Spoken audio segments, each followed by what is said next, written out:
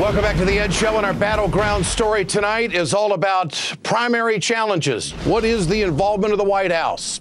The White House is facing questions at this hour about allegedly trying to convince some Democrats who are mounting primary challenges to take a job with them, to knock off the competition and do something else to make it easy for the incumbents. At least that's what it looks like. And progressives, they're not happy. This week, we found out that White House Deputy Chief of Staff Jim Messina discussed employment possibilities with Andrew Romanoff in Colorado, who is challenging Senator Michael Bennet. To get the real story on what's going on, let's bring in the man in the middle of the firestorm, Democratic Colorado Senate candidate Andrew Romanoff. Andrew, good to have you with us tonight. Good to see you again. Thanks very much, Ed. I really appreciate it.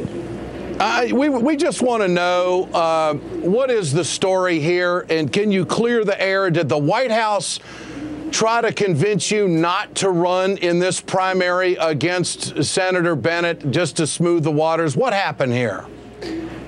Sure, no, I'm glad you asked. And as the statement we released on Wednesday said, I got a call in September from Mr. Messina. He informed me that the White House would support my opponent. I told him I was going to run for the Senate in any event. He suggested 3 positions that might be available to me were I not pursuing the Senate race, and emailed me descriptions of those positions. I told him I would not change course. I'm running for the Senate, and we're winning. Well, I'll also say this. As we travel around the state, I'm talking to you here from Pueblo. Most folks want to know how I'm going to help them get a job and improve the economy and hold down the cost of health care. Those are the issues that grip most of the constituents I aim to represent. What was your sense that the White House was trying to do? Were they just flat out trying to get you out of the way? Well, the White House has made little secret of its preference for the incumbents in Pennsylvania, Arkansas, and Colorado. But with due respect, this decision gets made by the people of our state. There are 3 million registered voters in Colorado. We've won a majority of the votes that have been cast so far in this race. And we won the state convention just a couple weeks ago by 21 points, despite the avalanche of out-of-state corporate cash that is flooding our television sets on behalf of my opponent in this race. Well, I understand that you're on a roll, and certainly I support you because you're a good progressive, and I know where you stand on the issues. But the point here is that the progressive community is asking questions about whether the White House is actively involved trying to cut the legs from under good progressive candidates and go with more type centrist Democrats, because this appears to be a pattern. And so the question is, were they trying to get you out of the way to grease the skids for an incoming senator? Well, let me be clear. A lot of folks have done their level best to try to keep me from running for this seat and to keep Coloradans from having a choice. Those efforts, it's pretty plain, did not dissuade me, and they won't. I'm running because too many people are losing too much. You were talking about this a little bit earlier, and I agree. It is painful to find so many families losing their coverage, their jobs, their homes, their savings, and then find their pain not matched by the pace of progress in Washington, D.C. We've allowed some of the most I agree with all that. Sorry. Andrew, I agree with all that. But the issue here is that you've got some Republicans over there who think that there is some wrongdoing on the part of the White House. Do you think it merits an investigation, in your opinion? Well, I think the best answer I can give you is to lay out the facts. And I appreciate your question, Ed, and it's certainly one we've gotten throughout the day.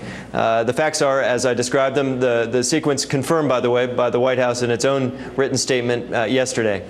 And I believe the best thing for me to do at this point is to continue with the campaign. We're in the middle of a 10-week, 100-city tour. Looking forward to greeting you when you get to Colorado in a couple weeks as well. Absolutely. But you're not... You don't have any animosity within the party whatsoever. You just think this is just the way politics is, and it's water off a duck's back. I mean, that's the way I'm taking your answer. Well, I respect the president. I support him. I campaigned for him myself a couple years ago, and I look forward to working with him when I get elected to the Senate. But the reasons I'm running for this job have to do with the priorities that so many Coloradans are feeling in their own lives, the conversation that you and I have been having on this show before, and I hope we'll have again. I respect the interest in this particular issue, but I don't want to politicize it any further. Okay, all right. What or at all?